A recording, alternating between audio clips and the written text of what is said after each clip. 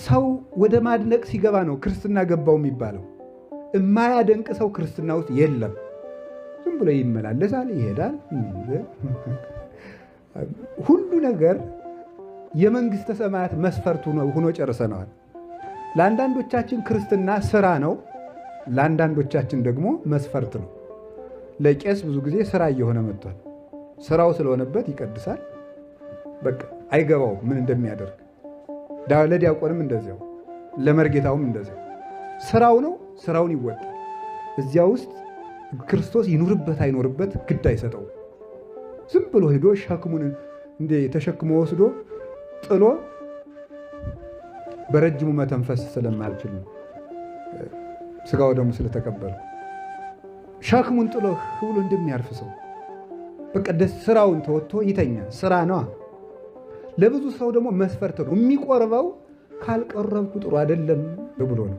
ፍቅር ደንቆት ገብቶት እግዚአብሔር ርቦት እግዚአብሔር ጠምቶት የክርስቶስ ፍቅርን አጓጉቶት የሚቀበል የለም።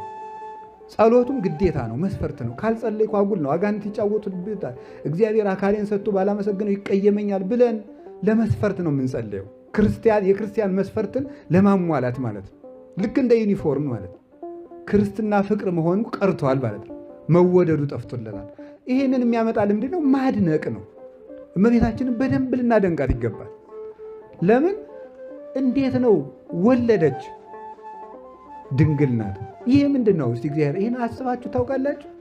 በወር አንድ ቀን እንኳን ታስቡታላችሁ? ይሄን ነገር በወር አንድ ቀን እመቤታችን ድንግል ናት፣ ግን ደግሞ እናት ናት። እንዴት ሊሆን ቻለ ብላችሁ አስባችሁ ታውቃላችሁ? ይህ ኃይል ነው እግዚአብሔር ያደረገው በድንግልና። እሱ ሁሉን ስለሚችል የእናቱን ድንግልና ሳይለውጥ ተወለደ። ወዲያው ተወልዶ ኃይሉን አሳየ። መላእክት ከሰማይ ወርደው አመሰገኑት፣ ሰብአ ሰገል ገበሩለት፣ እረኞች አመሰገኑት፣ ከብቶች አወቁት፣ አህዮች ሁሉ አወቁት። ከዚያስ ደግሞ ምን አደረገ? በስደቱ ራሱ ኃይሉን ገለጠላቸው። በስደቱ ለምን? የሄሮድስ ወታደር በቄሳር የሚመራ ትልቅ የጦር ክፍል ነው።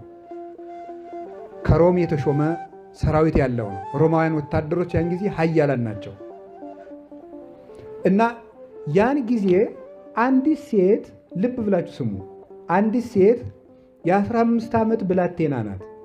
መንገድ ሄዳ የማታውቅ፣ ከዚያ በፊት ሩቅ መንገድ ሄዳ የማታውቅ ልጅ ያዘለች፣ በቤተ መቅደስ ያደገች፣ በሌሊት የወጣች፣ ሌሊት ነው የተጓዘችው። በክረምት ወራት እመቤታችን የተሰደደችው በእስራኤል የክረምት ወራት ነው። የእነሱ ክረምት ደግሞ ቀላል አይደለም፣ በረዶ ከባድ ነው። በዚያ ወደማታውቀው ሀገር ወደ ግብፅ ስትሰደድ በሰረገላ የሚጓዙ ወታደሮችን እንዴት ልታመልጣቸው ቻለች? እንዴት ነው ልታመልጣቸው የቻለችው? ኃይል ነው ይሄ። እንዴ የምትሄደው በእግሯ ነው፣ የምትሄደው ልጅ አዝላ ነው፣ ግፋ ቢል የምትሄደው በአህያ ነው። እንዴት ልታመልጣቸው ቻለች? ለዚህ እኮ ነው እግዚአብሔር በፈጣን ደመና ተጭኖ ወደ ግብፅ ይወርዳል ብሎ ኢሳይያስ የተናገረው። ወናሁ ይወርድ እግዚአብሔር ተጽኖ ዲበ ደመና ቀሊል ውስተ ምድረ ግብፅ። እግዚአብሔር በፈጣን ደመና ተጭኖ ወደ ግብፅ ይወርዳል ያለው ለዚህ ነው። ደመና ልትይዘው አትችልም። እመቤታችንም ሊይዛት አልቻለም። ስለምን? እግዚአብሔር ኃይልን ስላደረገ እና ስደቱ ካሳ ነው አንዱ። ሁለተኛ ደግሞ ምንድን ነው? ኃይሉን ነው የገለጠበት። ለዚህ ነው ወተውህባ ለይእቲ ርግብ ክሌ አክናፍ ከመዘ አብይ ንስር። ራዕየ ዮሐንስ ምዕራፍ 12 ላይ ለዚች ሴትም እንደ ንስር ያለ ሁለት ክንፍ ተሰጣት፣ አውሬውን አመለጠችው የተባለ ፈጥና አመለጠች። ይህ ምንድን ነው? ኃይል ነው። በግብፅ መጥቶ ጣዖታት ሁሉ ይፈሩት ነበር። አብርሂ አብርሂ ናዝሬት ሀገሩ እስመ ንጉሥኪ በጽሐ ዘምስለ ማርያም መጾሩ ጣዖታተ ግብፅ ኩሎ ቀጥቂጦ በበትሩ የተባለ ለዚህ ነው። ኢየሩሳሌም ደስ ይበልሽ፣ ኢየሩሳሌም ደስ ይበልሽ፣ ናዝሬት ደስ ይበልሽ፣ ንጉሥሽ ክርስቶስ ከእናቱ ከድንግል ማርያም ጋር መጥቷልና። ምን አድርጎ መጣ? የግብፅ ጣዖታትን በበትረ መንግስቱ በስልጣነ መንግስቱ ቀጥቅጦ ተመልሷልና። ግብፅ ወርዶ ጣዖታት ሁሉ እየደነገጡ እመቤታችን ሕፃኑን አዝላው ስትሄድ እየደነገጡ ይወድቁ ነበረ። እነሱን አጥፍቶ ተመልሷልና ናዝሬት ደስ ይበልሽ ተብሎ የተነገረው ከዚህ የተነሳ ነው። ባለበት ውሎ ተመልከቱ፣ ባለበት ሆኖ እዚህ ተቀምጦ ጠላቶችን በበትረ መንግስት ይቀጠቅጣቸዋል። ልብ በሉ፣ የዚህን ሕፃን ኃይል ማን ተመልክቶለታል? እንደ ፈሪ ተሰዶ ግብፅ ወርዷል፣ ኢትዮጵያ ተሸሽጓል። እዚህ ተቀምጦ ግን ጠላቱን ሄሮድስን በቁስል ይቀጠቅጠው ነበረ።